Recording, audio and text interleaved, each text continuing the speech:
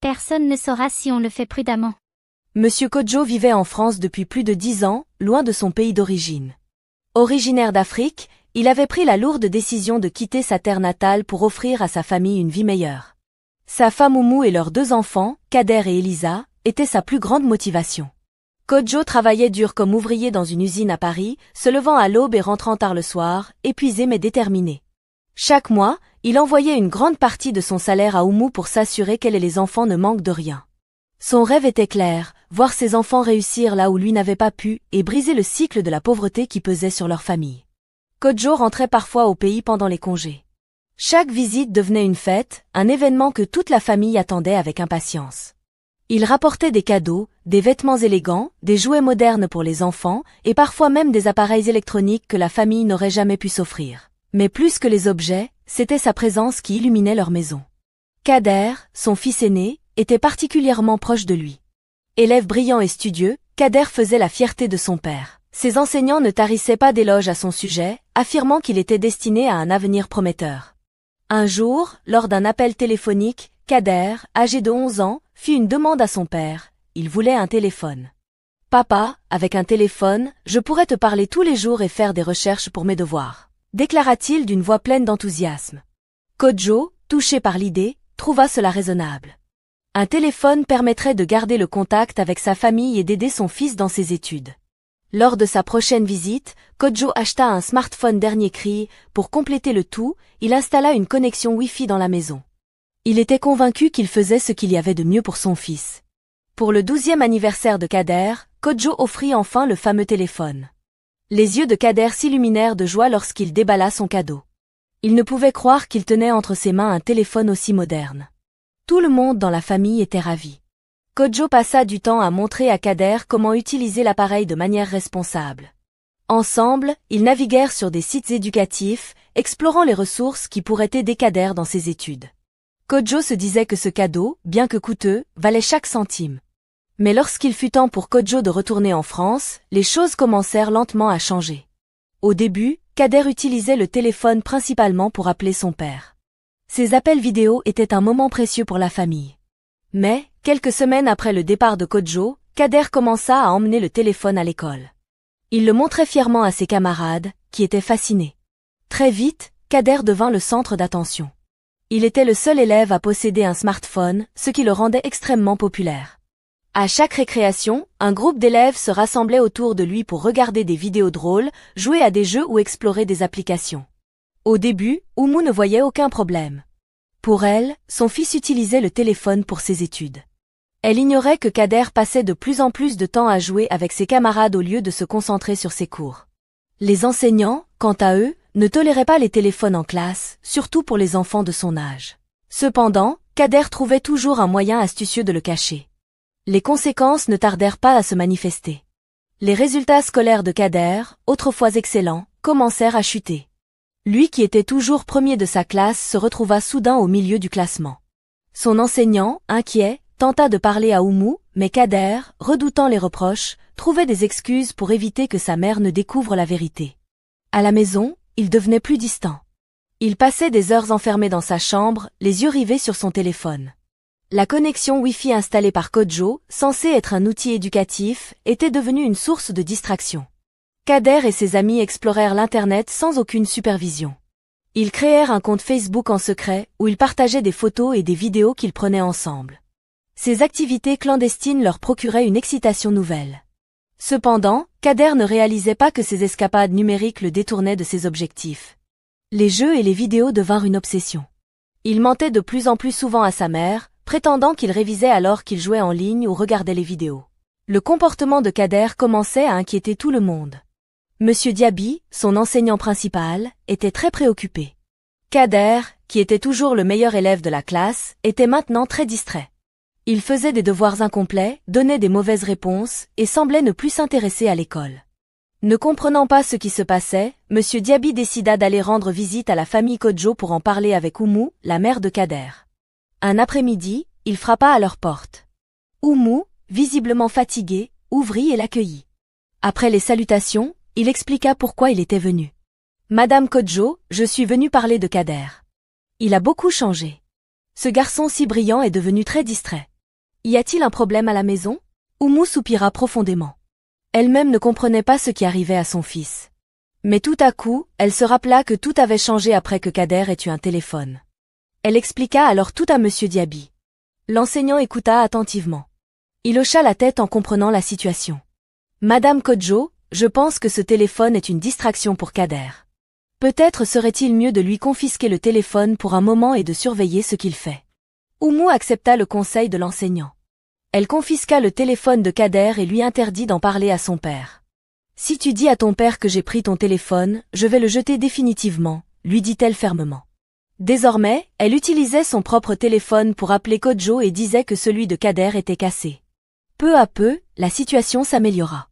Kader se remit à travailler sérieusement. Il retrouva sa place de premier de la classe.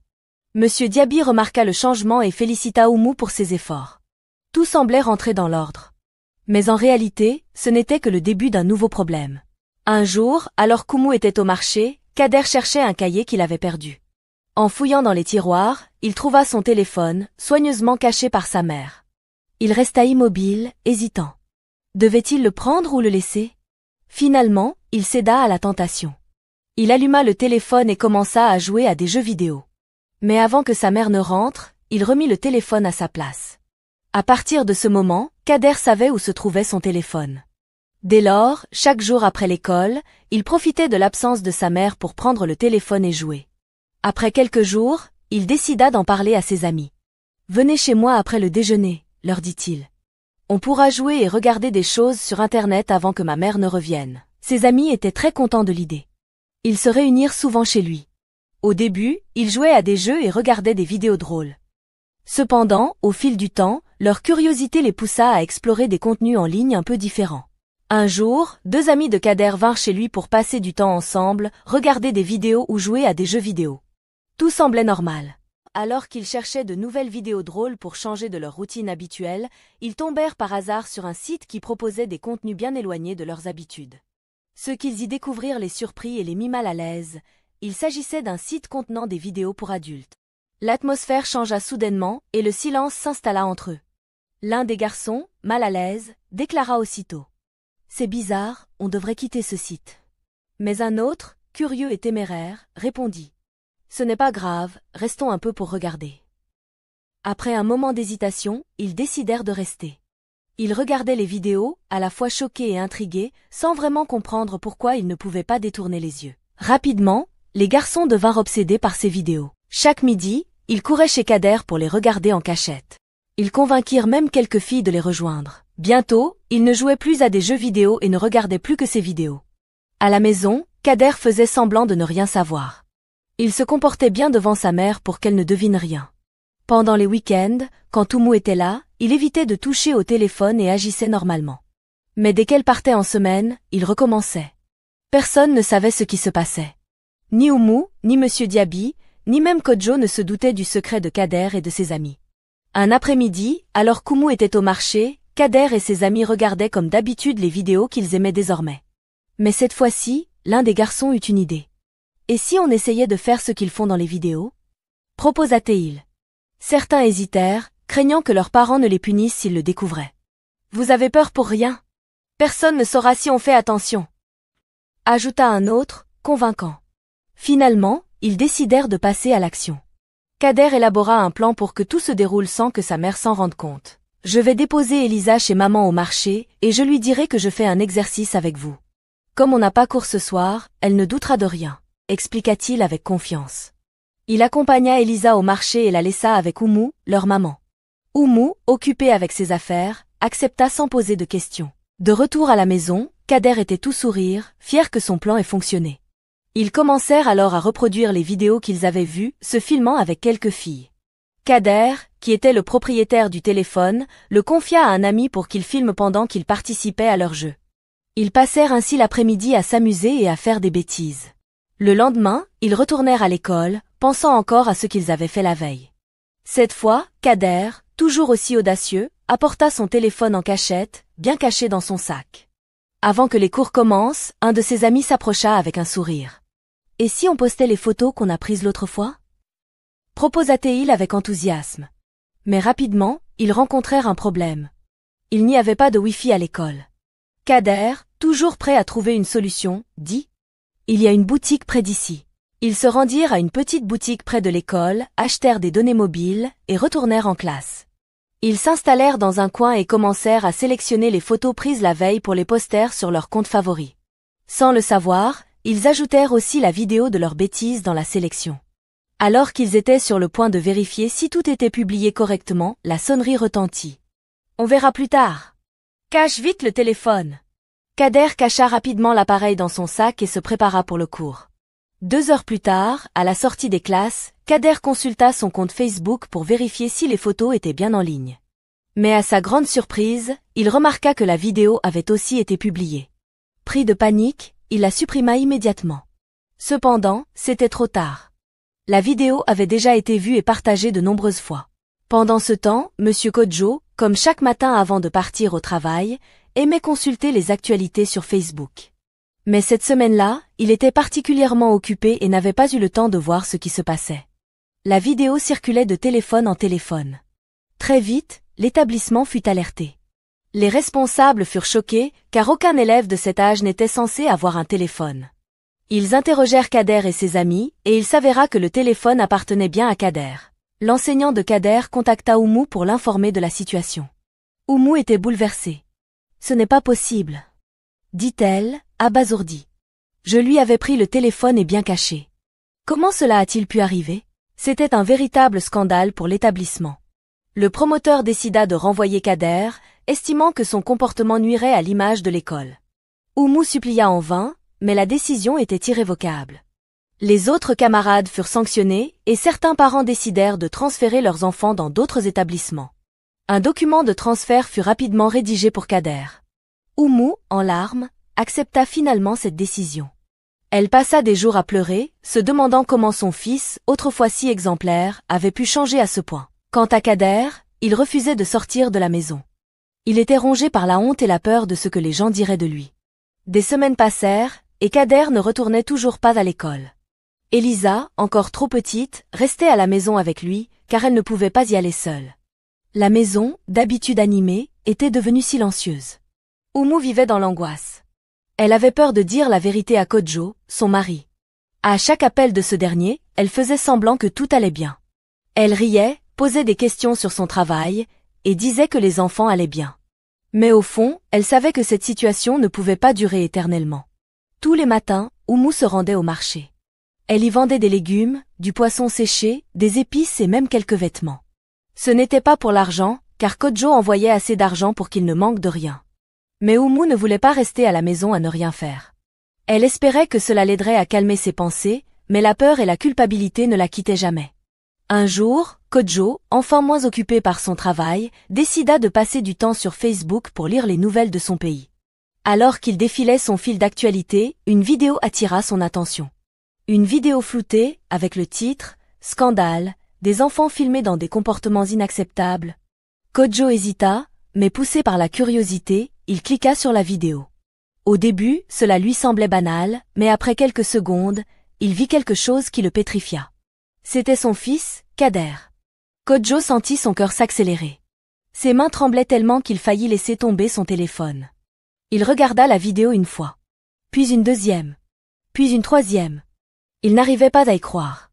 Était-il en train de rêver ? Non, c'était bien réel. C'était bien Kader dans cette vidéo. Le choc était si fort qu'il vérifia immédiatement la date de publication. La vidéo avait été postée il y a quelques jours seulement. Kodjo sentit une vague de honte et de colère l'envahir. Comment une telle chose avait-elle pu arriver ? Et pourquoi personne ne lui en avait parlé avant ? Sans perdre une seconde, il prit son téléphone et appela Oumou. Quand elle décrocha, il demanda d'une voix tremblante.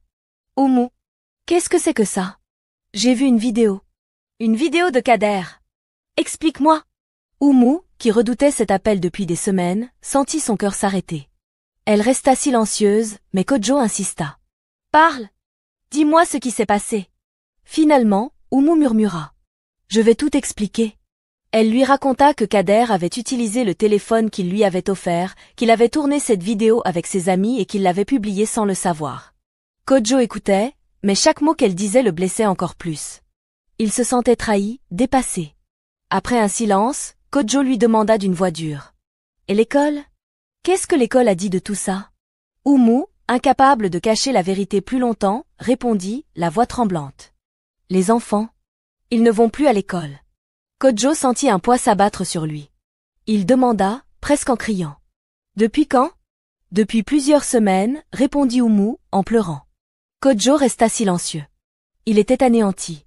Il avait toujours fait de son mieux pour subvenir aux besoins de sa famille. Il envoyait une grande partie de son salaire pour qu'Oumu et les enfants vivent bien. Et maintenant, il découvrait que non seulement son fils était au centre d'un scandale, mais que ses enfants n'allaient même plus à l'école depuis des semaines. « Pourquoi tu ne m'as rien dit, Oumu ?» demanda-t-il, la voix remplie de douleur. « Je ne savais pas comment faire. Je voulais te protéger, murmura-t-elle. Kojo resta silencieux un instant, puis il dit froidement. « Prépare-toi. Je viens. » Il raccrocha sans attendre. Le cœur lourd, il demanda une permission spéciale à son travail et prit le premier vol pour l'Afrique. Quand Kojo arriva, tout était différent. Cette fois, il n'y avait pas de fête pour célébrer son retour.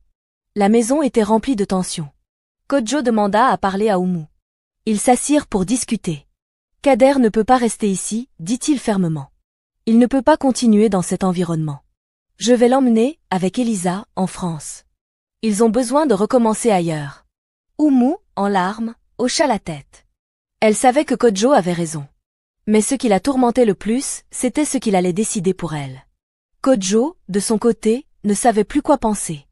Il aimait Oumu, mais il se sentait trahi par ses mensonges et son manque de responsabilité. Dois-je la pardonner et l'emmener avec nous? Se demanda-t-il. Ou dois-je demander le divorce? À votre avis, qui est responsable de cette situation, Kojo ou Oumu? Si vous avez aimé cette histoire, n'oubliez pas de liker et de vous abonner. De nouvelles aventures incroyables arrivent.